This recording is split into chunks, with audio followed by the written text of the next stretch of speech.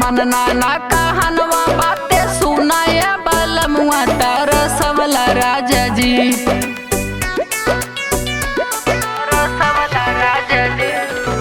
मन नाना कहनवा बातें सुनाए बलमुआ तार सबला राजा जी, तार सबला राजा जी। एक झूलनियो ना दिलवला तार सबला राजा जी।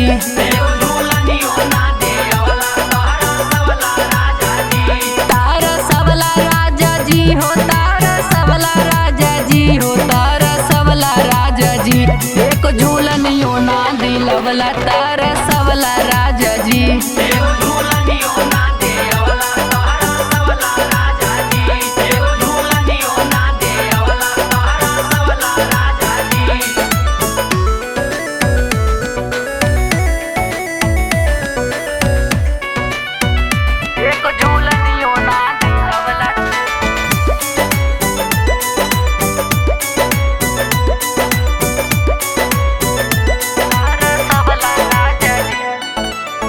सैया जी तू ही बता दे दुखवा कबले साहब हो।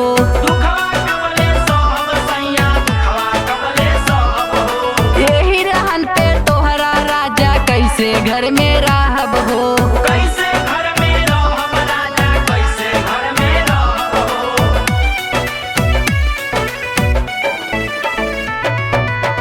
सैया जी तू ही बता दे दुखवा कबले साहब हो।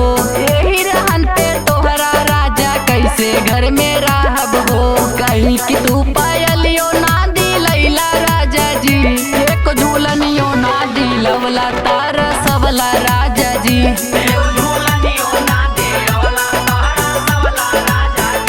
तार सबला राजा जी हो, तार सबला राजा जी हो, तार सबला राजा जी। एक झूलनियो ना दिलवला तार सबला राजा जी।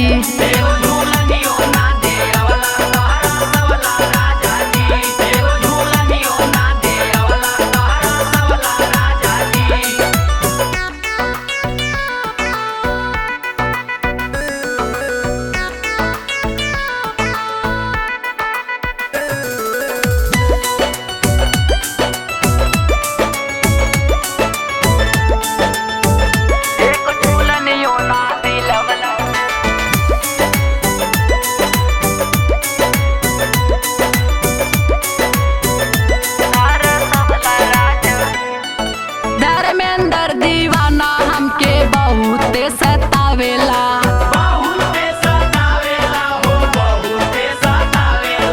एक हमरा दिलावा के साधना पुरावेला।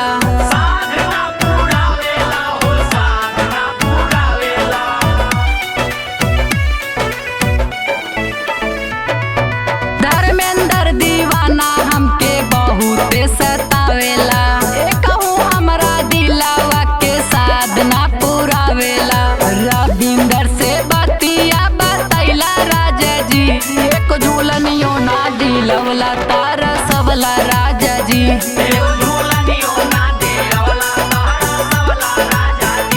तार सबला राजा जी हो, तार सबला राजा जी हो, तार सबला राजा जी। एक झूलनियो ना दिलवला तार सबला राजा जी।